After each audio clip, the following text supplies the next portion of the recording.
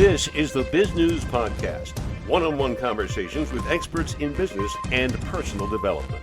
Executive coach Courtney Lynch, who's worked for years with high-level leaders to help them achieve next-level results, says applying some of the leadership training used by the Marine Corps can bring out untapped talent in any organization. And she doesn't mean the stereotypical Marine drill sergeant approach either. She says, we like to call these untapped people sparks. She says sparks are not born but made, noting that it begins with rethinking how to respond to pressing challenges and deal with fear. Courtney Lynch joins us for this Bizgnus Podcast. You're talking about spark, and not something that starts a fire literally, but a spark in terms of the people who work for you. Tell us about the concept and why did you arrive at it? Sure. I think we all can recognize that there are sometimes certain people on the teams that we're involved with that really just seem to have a lot of influence and a lot of credibility. And we like to call those people the sparks. They're the doers. They're the change agents. They might not have formal authority in an organization, yet they're the ones we can count on to get it done. And so we wanted to write a leadership book for these individuals, those that really make a difference in their workplaces.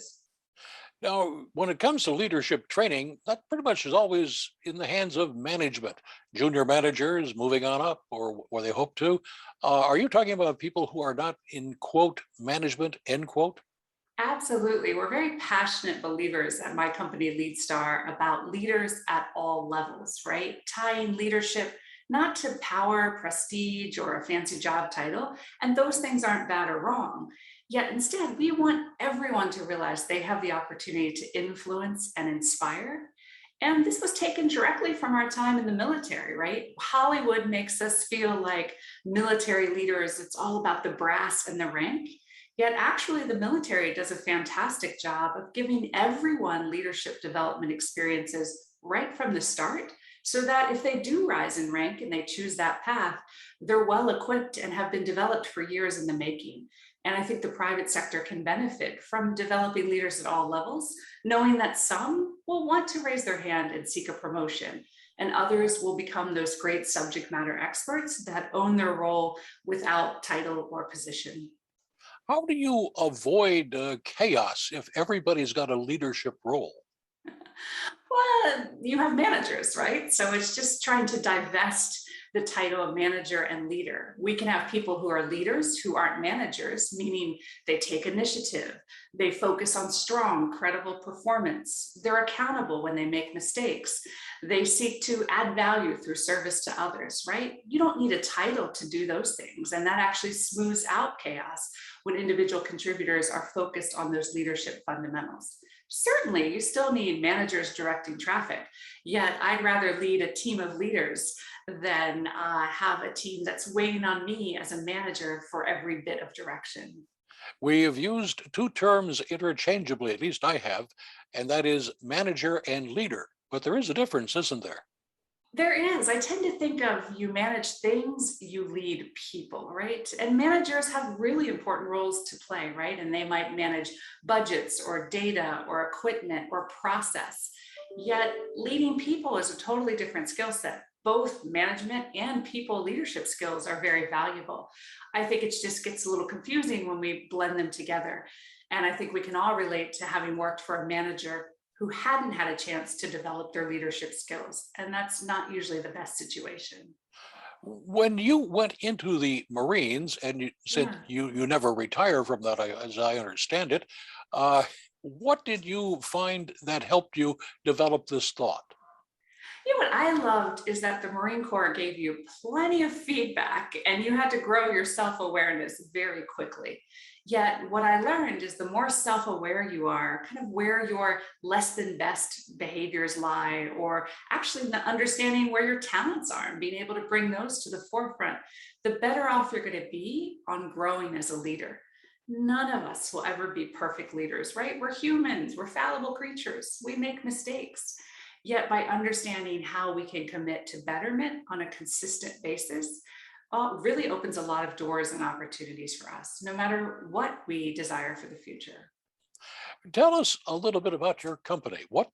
Who are your customers and type, and how did you get it started? So we started our business Lead Star about 17 years ago. I know that because we just celebrated a birthday and we take those seriously around here. And we work around the world with the who's who. We clients include Facebook, Google, Walmart, FedEx, big name folks. Yet we also work for some amazing privately held organizations that, while people wouldn't necessarily recognize their name, these are folks that add tremendous value to our communities. So anyone from physician groups to software companies to manufacturing enterprises. That's the best part of my work, developing leaders at all levels in organizations, is I get to see inside of so many different organizations, and I get to see so many different talented professionals doing their jobs well and sharing candidly when they're stumbling. And that's what's helped me be better at developing other leaders, because I work with so many talented professionals. As you were getting your business started, your partner is also a Marine. Is that correct? She is, yes. We actually met in the Marine Corps and then just became lifelong friends. And after I pursued a legal career, she pursued a sales career and ultimately went on to get her MBA.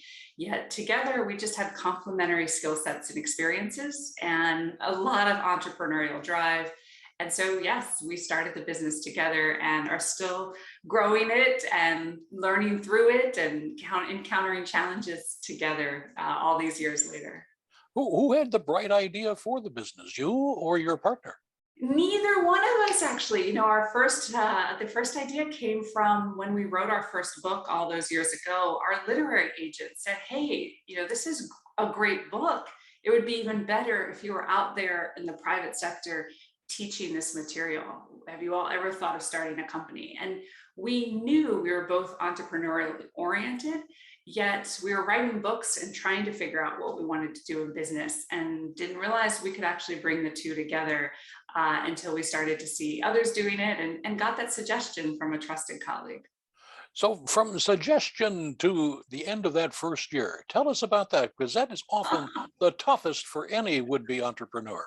I agree, right? And I think the key is, with us being 17 years in business, you could have 17 first year experiences, or if you're open to growing and really focused on facing challenge head on, you get 17 different years, and they get richer and better as you go and grow.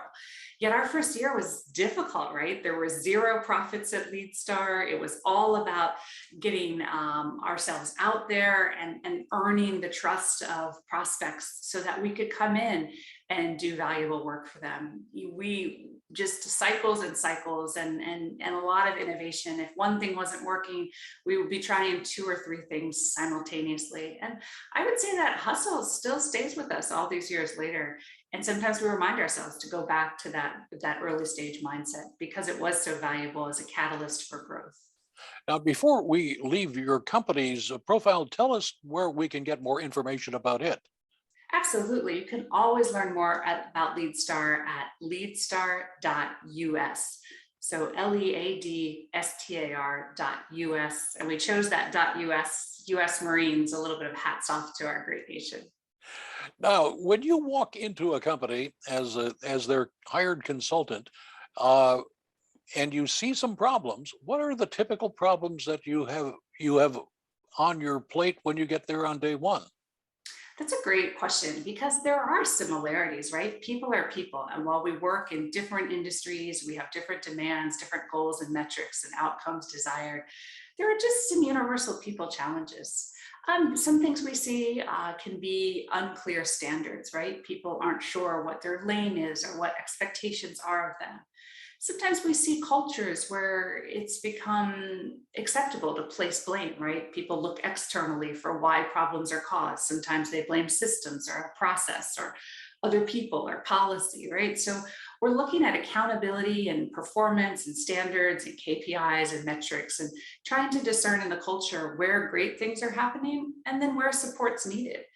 It's become over time fairly easy for us to see the opportunities to develop, yet we're looking just as much for strengths and the secret sauce of an organization too, right? Because our goal as consultants is to immerse ourselves in the culture of the companies we're working with and gradually bring about change in ways that enhance who they are, right? So we're not the consultants that try to get people to fit one size fits all type solutions. We're really about understanding and listening and working slowly and deliberately with leaders over time. I do say slowly, yet we also are the types of consultants that want to put ourselves out of a job.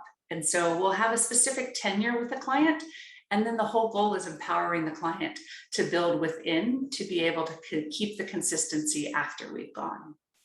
Now, without revealing the client, can you think of the weirdest problem you guys have had to address? And what was that?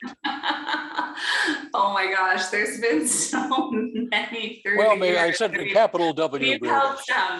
We've helped really high profile companies go public, and it's very interesting. Right before a company goes public, everyone's about to get to that cash in point.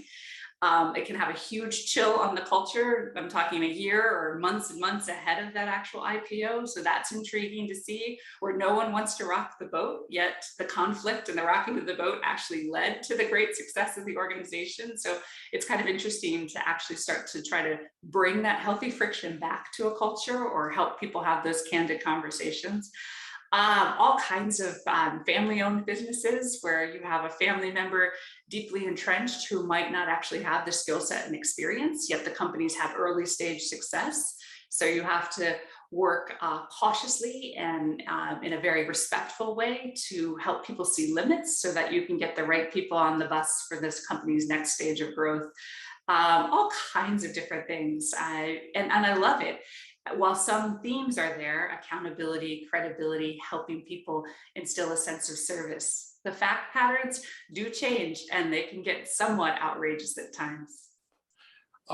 Would you tell our listeners and viewers the name of your book one more time?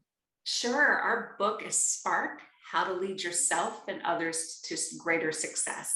And the thing that's great about Spark is you buy the book, yet it's a leadership development experience. On the website, sparkslead.us, so sparkslead.us, sparkslead.us, there are tons of free handouts, slide decks, videos, certificates if you do a book study, everything you need at your fingertips for free to help you bring leadership into your organization.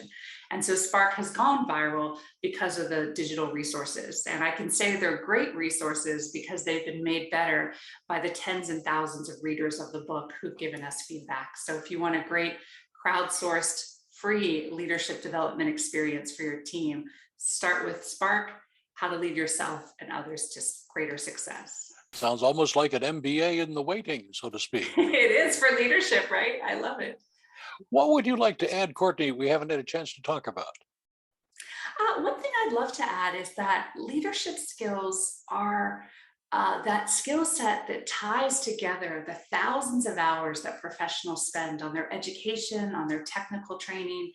Yet you don't need thousands of hours on leadership. You need an open mind and an ounce of that time that you've already invested getting to where you are today in your career. So I would just like to encourage professionals to spend a little time each quarter, each year, just reflecting on leadership, maybe picking up a book, maybe listening to a great video. Of course, engaging here on the podcast is a great way to just refresh your leadership skills and keep them top of mind. You've been watching the Bizgnus Podcast. We welcome your input. Send your email to editor@biznews.com. Thanks for watching.